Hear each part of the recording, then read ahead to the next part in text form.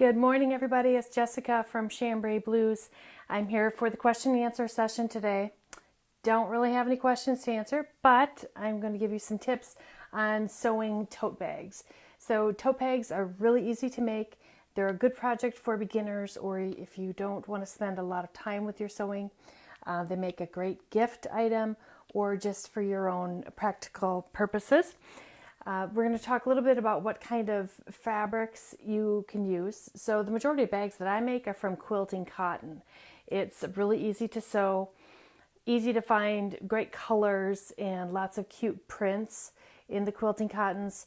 I have done a little bit with faux vinyl, have not gotten into any heavier materials like leather or heavy wools, which other people use to make bags, which are absolutely beautiful. They're just not my cup of tea at this time. For sewing the bags, you don't need many other supplies other than some good interfacing and needle and thread that are appropriate for your project. So a couple of the interfacings that I have used are Craft Tex, which is a very thick, very stiff interfacing. This one is a sew-in variety. They also make a fusible variety, which is even easier to use. You just iron it onto your fabric, and it gives that lightweight cotton enough stability that it will stand up on its own in the shape of a bag. Another one that I like using is a fusible fleece. This one is by Pellon.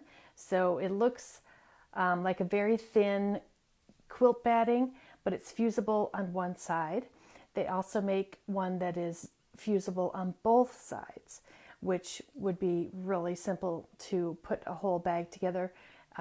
One side would be the lining, one side would be the outside, and you wouldn't have to do much else other than finish the seam edges. So this is a great product to use too, but it's not quite as stiff as the other one. You can see it doesn't have the same kind of stiffness to it. The third one that I have used is basically a quilt batting.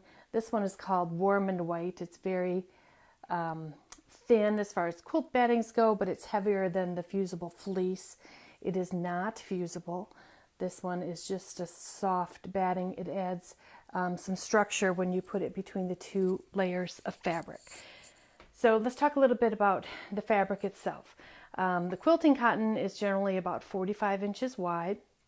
So it's fairly narrow, and there's all kinds of different types of qualities out there. I recommend that you look for a higher quality vendor, such as Riley Blake or Hoffman Fabrics of California. Kaufman is another very good vendor.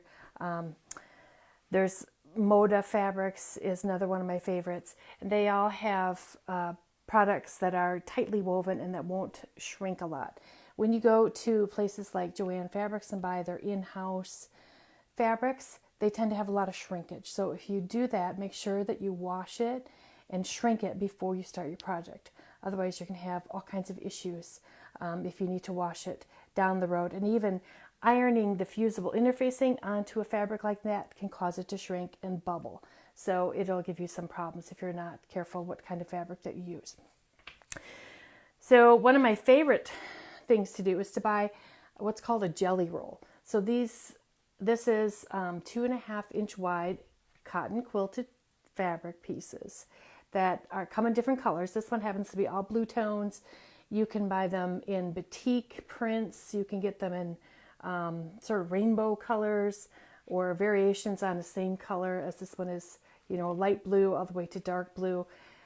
They run about $30, and these are really great for making bags out of. And I'll show you a couple of options here in just a second. This particular one is from Moda Fabric. It's called Shibori, and I just love the blue prints. The variations sort of look hand dyed, and it's just a really cute design to work with. I'm trying to remember where I bought this from. I got it at a quilting show, but I believe that they're available on Amazon. If you look for jelly roll fabrics on Amazon, you'll get all kinds of things that come up, and that's a great resource as to where to buy fabric.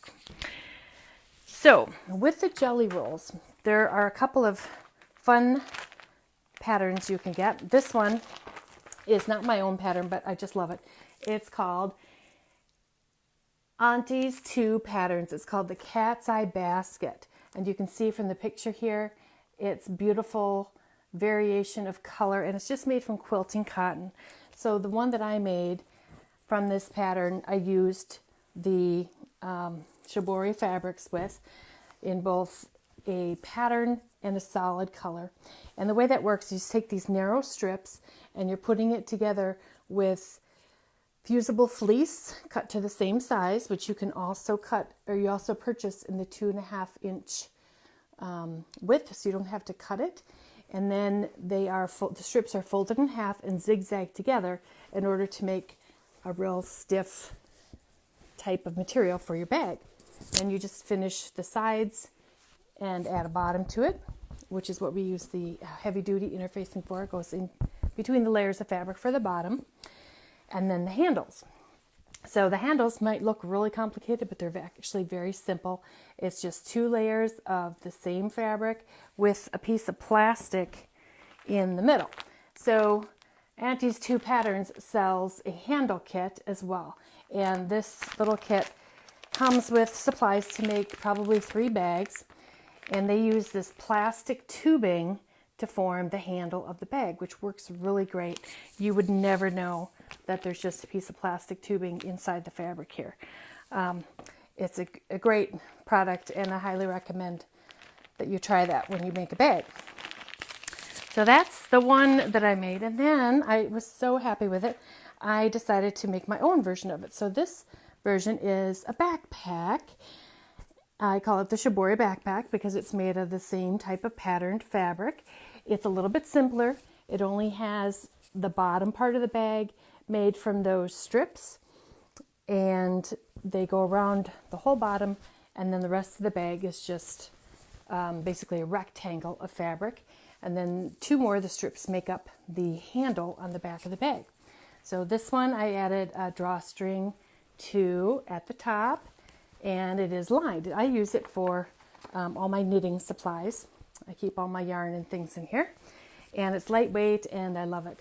You could use it for going to the gym, or if you really made a stiff bottom, you could probably put a couple of books in it for going to school. So this pattern is available in my shop, and I will add the link here in the comments to it in the shop if you're interested in that. It's a fun project to put together, and it's not difficult to make.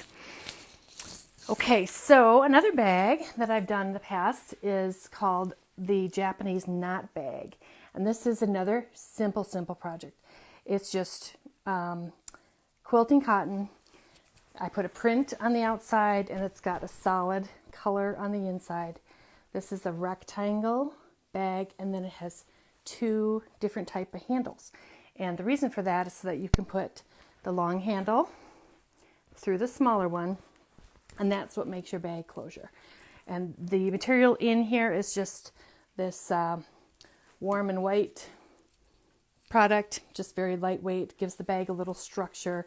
If I made it again, I might use a little bit of the fusible fleece or something that has a little bit more body to it. It is a very soft sided bag. You can see it scrunches down real easily.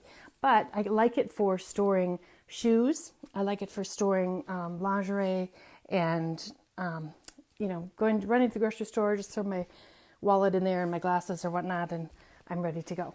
So very simple design. This one is not on the website yet, but it will be soon. I kind of forgot about it. It was in my closet, and I came across it the other day, and it was like brand new.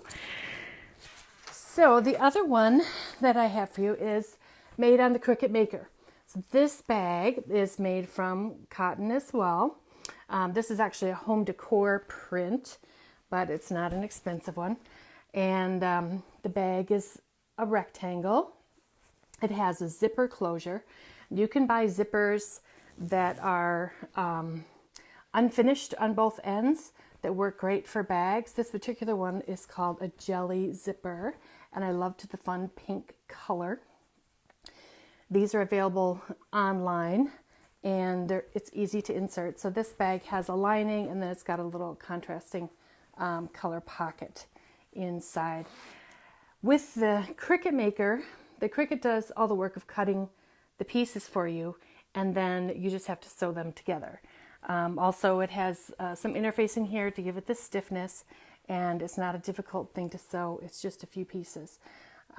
I also added some faux leather strapping to it, and you can buy parts for your bags at fabric stores or even hobby stores like Hobby Lobby have them.